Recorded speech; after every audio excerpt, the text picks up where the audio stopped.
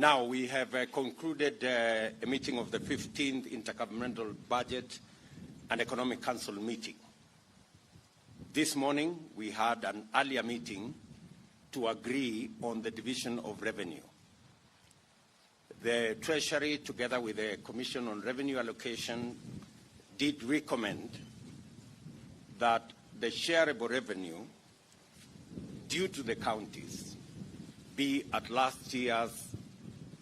financial year's level of 370 billion. After discussion and considering many factors, including the COVID situation in the country, including our debt levels as a nation, including the fact that the other alternative measures of raising revenue are not tenable, the Council, with the concurrence of the Council of Governors, to whom I am very grateful for this concession and agreement, we have approved last year's level of 370 billion be the amount that will be due to counties. And it is on the understanding that, unlike last year, Treasury will make every effort to ensure that the 370 billion shillings is paid to the counties in full. So far, the Treasury has shown indications that they are on course. The brief that the Council got, that they are now dispersing monies for the month of October, is a clear indication that they are in good standing to keep to the 370 billion this year, and we expect them to do the same next year. Again, let me appreciate all the stakeholders involved in appreciating the situation we are in as a country, the debt levels, the impending maybe drought situation, and agreeing that we all tighten our belts to ensure that we do not exceed commitments that cannot be funded by revenues and other measures that government is undertaking in making sure that both national and county governments function. We have also agreed on a committee recommendation that was made by the Commission on Revenue Allocation on matters and the auditor and comptroller, and also the controller of budget, Auditor General and Controller of Budget, on matters to do with pending bills. And we have agreed that there will be a meeting chaired by the Controller of Budget that will bring together the Auditor General, Treasury, and the Council of Governors to first agree on what constitutes pending bills, on how pending bills can be managed so that they don't impede the delivery of government service by successive administrations, and where there are huge pending bills, a mechanism be recommended by the subcommittee on how that can be dealt with now and going into the future. We have also, for the very first time, approved borrowing by a subnational government entity. Laikipia County Government applied through the issuance of an infrastructure bond for borrowing of up to 1,106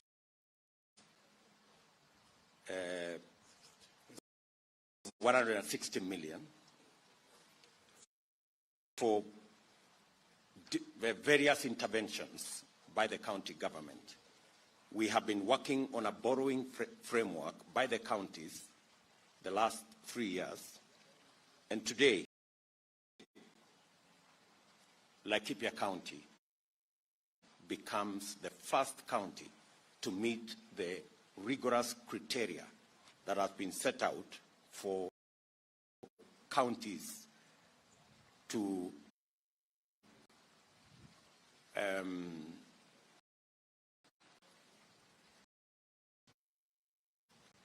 meet so that they can borrow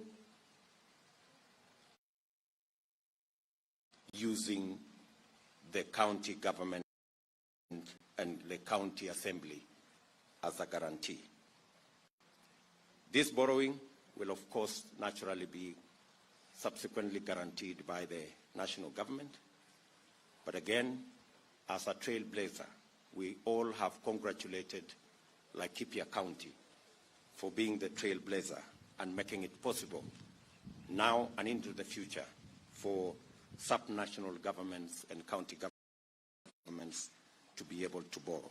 Again, our very big congratulations to the governor and to the county government of Laikipia. There are 2 bills that are pending in Parliament, which we have undertaken through my office, that I will consult with the Speaker and the leaders of majority in both houses, the own source of revenue bill and the conditional grant bill that are both in Parliament, so that this can be fast-tracked for purposes of making it possible for us to have a legal framework to facilitate the efficient use of conditional grants and a proper framework that will give county governments a mechanism and a legal framework for them to carry out on source of revenue collections.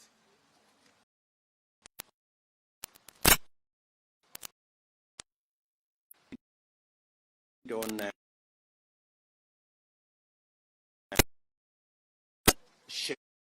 sharing of levies and royalties from natural resources and the education and the national treasury will agree on a framework with the relevant ministries on the amounts and on the levies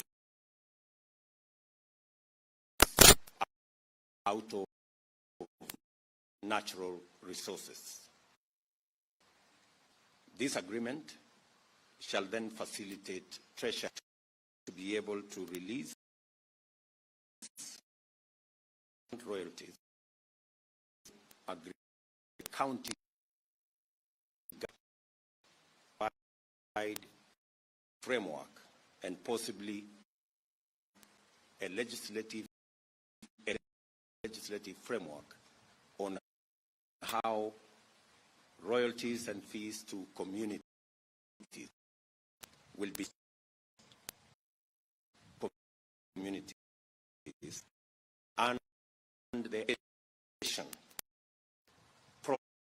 processes of who and what constitutes communities. We have agreed that the privatization of government-owned sugar mills that had been in the works for the last almost 10 years, that has been bedeviled by legal challenges. And at the moment, that whole process has stalled. We have agreed that because we are believers in the rule of law, that there cannot be any process that proceeds up and until the various court cases are determined.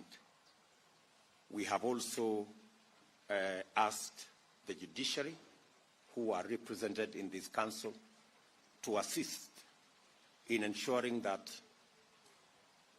the legal challenges that are facing this privatization exercise are fast-tracked by the judiciary in the interest of the counties, the farmers, and all the other stakeholders that are currently in limbo as this process of privatization is not concluded.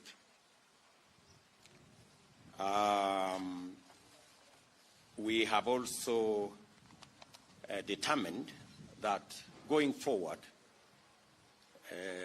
the vocational training centers that are under the county governments, which have been beneficiaries of grants, conditional grants by the national government, going forward, all the conditional grants for vocational training centers shall cease to be conditional grants, but they shall form part of the shareable revenue and will be available to counties directly as budget items that then they can appropriate in making sure that the youth polytechnics and the vocational centers are working. We did also, a presentation was made by the Treasury on both the medium-term debt strategy and the budget policy statement for this year. Both of them were adopted, realizing that there wasn't much room for adjustments in the light of the economic situation we are all in, not just as Kenya, but as the globe, with the advent of the COVID-19 pandemic and all the attendant issues that currently our country faces, including the debt levels and also the drought situation. This is just a preview of the items that we discussed in IBEC, and we thought it is necessary for us to bring it to the attention of the country, the agreements and the considerations that have been made. And I want to thank all the stakeholders for their participation and for their contribution in allowing us to come to a consensus on most of the issues that we agreed with. Maybe I will take this time to ask on behalf of the Council, my good brother Nderitu, to say some comments. Well, I thank you very much indeed, Your Excellency. Frankly, there isn't really much to add. As you have informed the nation, these are the matters we discussed and agreed. I think the only thing I can do is to congratulate you on your leadership of the Council in ensuring that we move forward together. I know, Your Excellency, some members of the Fourth Estate perhaps may be disappointed because some people feared that perhaps the meeting will be stormy and so on. And I want to thank you, Your Excellency, for proving to all of us and to the country that we may have differences of opinion about a variety of issues. However, we as leaders of Kenya in this time, we must always, in the execution of the mandates of our offices, be able to work beyond, over and above any differences of political opinion or differences, even indeed, on interpretation of technical data. So I thank you very much indeed, Your Excellency, and I think that it's a clear demonstration that as a team of leaders, we can be able to move forward together when duty calls. So thank you very much indeed. Yeah, you want to say something? You can say something. Indeed. Thank you very much, Your Excellency. And mine is just to confirm that what we did today was in the interest of the greater good of the country. And I confirm that between the Commission on Revenue and Allocation and the National Treasury, we had consensus, and this is the consensus that came out of the Council. Thank you very much. Great. I think that's it. Maybe I can take one or two questions only on matters to do with IBEC. The other issues, we can discuss them in another forum. Thank you very much. My name is Kenneth Murithi from NTV, and the question of borrowing by the counties. It is a matter that is still a great area. Probably you could expound the matters of how this framework will be. There has been a lot of speculation of who could be able to guarantee and all, but in the case of Nigeria, you've been able to say that the county assembly will be able to guarantee and all, probably on that matter, and also you can confirm on the 30th you will attend the Jubilee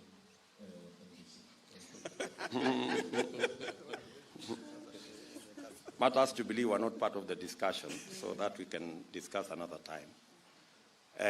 On the issue of borrowing, again, as I have said, we have been in discussion.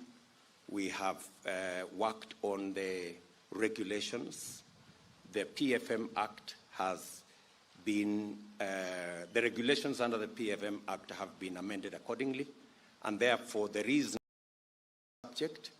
And I think the opportunity presented by Laikipia County as the first ever county to borrow under this framework will be the platform upon which we can assess going into the future how subnational governments can indeed borrow and how efficient or effective. And I did challenge the governor of Laikipia that we are going to work with him to assist him so that this borrowing becomes a success and sets the stage for more county governments to do what they plan to do using not just resources that we have given, we have shared with them from the shareable revenue or indeed from own sources of revenue, but also from borrowing. This is, I think, a welcome development. It is another window that we can use to accelerate infrastructure and matters that can stimulate productivity in counties. The law, for your information, is very specific on what is allowable for borrowing. You cannot borrow to pay recurrent expenditure. You cannot borrow to pay items that are not critical. The borrowing can only be on areas of productivity, where the productivity of the county is going to be enhanced and made better. So, again, I think we should all give Laikipia County our congratulations for making it this far, but also tell them that the whole country is waiting and they have no choice but to succeed. Indeed. That again becomes a very huge responsibility on the part of Laikipia County. Indeed. One more, yes? Thank you. I'm Emma from Ebro Television. About 3 weeks ago when CRA was actually giving out these statistics, the chairperson said that the 2022 general election might actually hamper the revenue collection in the country. Maybe as the second man in command, what would be the best way to increase or maintain the revenue collection? It is part of what informed the discussion and part of the consideration that was made in accepting that we keep to the levels of sharing for last year. And we did actually interrogate ourselves in making sure that the swings, when we have an election of revenues going down and up, is something that concerns all of us. And going into the future, we must, all of us, make the elections less acrimonious, less controversial, so that we can keep the country moving. Even when we have an election, it doesn't affect our performance or the performance of our economy. It is not something that's going to happen in one election, but it is something that we all look forward to as we try and manage our democracy. Good people, you are the best, yes? Nani, si wewe ulikuwa umeuliza maswali?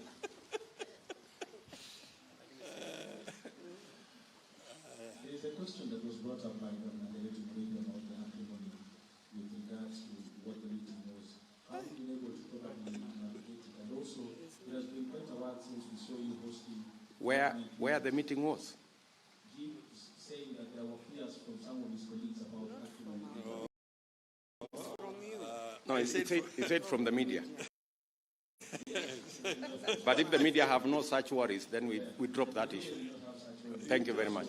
We've seen you back at work at some time, because most of the footage that we've been very seeing from you is with regards to campaigns. Probably, how does it feel to be back?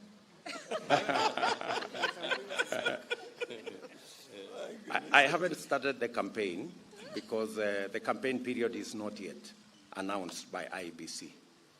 What you have seen me do is to do what my mandate is: speaking to people, understanding their issues, assessing the extent of our government programs, how far the roads are, and receiving feedback from the public. You may want to know that the aspect of public participation is no longer a sterile provision in our Constitution. The public constitute a very big constituency in the performance of government. And feedback from the public constitutes public participation. And it is a constitutional provision. So when you see me in various parts of the country, it is because I am the deputy president, and we have government projects all over the country. And I would, as an officer of government, want to benefit from feedback by the public. When the campaigns kick in, we will go to the campaigns. For now, until the IEBC announces matters campaigns, for now we are doing government work. Maybe you haven't seen me in a tie, and I think that's the problem. You know, government work can be done even without a tie.